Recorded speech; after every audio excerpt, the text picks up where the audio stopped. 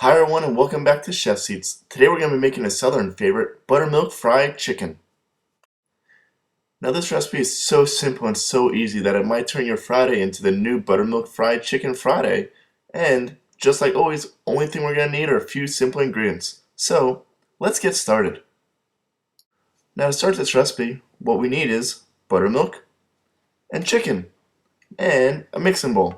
Now let's just pop our chicken in. Give it a nice good amount of seasoning with your own favorite spice rub. This is my personal blend, but go off and get your own favorite. And give it a good old mix. I like using my hands just to ensure that it's all nice and evenly distributed. There we go. See? Just nice and evenly. And let's just coat it with some buttermilk. There we are, right on top. Cover this up. This is about 2 cups of buttermilk to 1 whole chicken. And once again, I use my hand just to massage it all into it and make sure that's evenly distributed. And just give it a good old mix once again, and it's pretty self-explanatory. That's all that we have to do. Now, only thing we're going to have to do on top of this is cover it with a little bit of plastic wrap and set it in the refrigerator overnight. I like letting my buttermilk fried chicken set in the buttermilk for at least 24 hours so the buttermilk tenderizes it and gets all nice and yummy.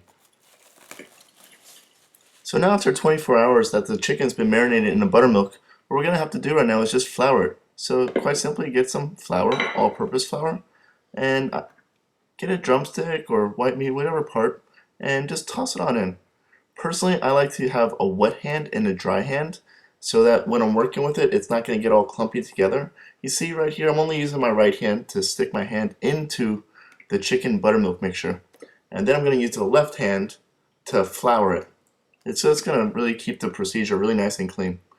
And when we're flouring this, what I like to do, I like to keep it in groups. So right here is all dark meat. I like to fry my dark meat with my dark meat and my white meat with my white meat.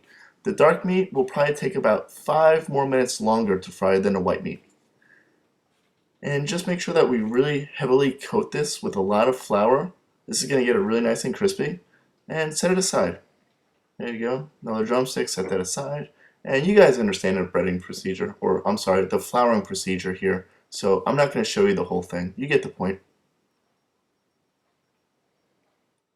So now that we have all of our chicken floured, let's get ready to fry it up. I find that it works best putting the fried chicken into the hot oil at 350 degrees. So once we do that, make sure that we put the chicken in away from us. Be very careful. This is very hot oil. Very critical point right here to pay attention to, folks. And now, don't overcrowd your pan. This chicken is going to take a while. This took me at least 20 minutes to fry my chicken. So take your time, relax, and just enjoy the wonderful sound of the frying of the chicken. And of course, give it a mix every once in a while as well. Make sure that it's nothing sticking together. And what I like to do, when I take my chicken out, see that? Feel that nice feel of crisps. Oh yeah, it's wonderful. And I like to set it onto another piece of paper towel or a napkin just to drain off any excessive oil. So with this chicken, you don't want to pop it in your mouth right away. The hot oil will definitely burn you, so allow it to set for a good 5 minutes. Okay, and it's also going to reassure that this chicken is really nice and crispy. Believe me, this is going to be so wonderful. Wow, I smell it right here. I just want to eat it up. Look at that color of that. Oh yeah, it's so crispy too. Now when I serve my buttermilk fried chicken, I like to serve it up family style. You know, everybody can just reach on in there, grab their favorite piece, whether it's a drumstick, a wing, thigh, breast, whichever. So just toss them on top. Yeah, no specific direction, just toss it all on top. Make it stand up, right? And finally finish with a few shaved scallions. There we are. Well, folks, there you have it. I'm really excited to share with you my buttermilk fried chicken recipe. And of course, just like always, here's the recipe as following. And I'm really excited to hear any feedback, or if you have any different techniques, fill me in. Once again, thanks for watching, and don't forget to like and subscribe.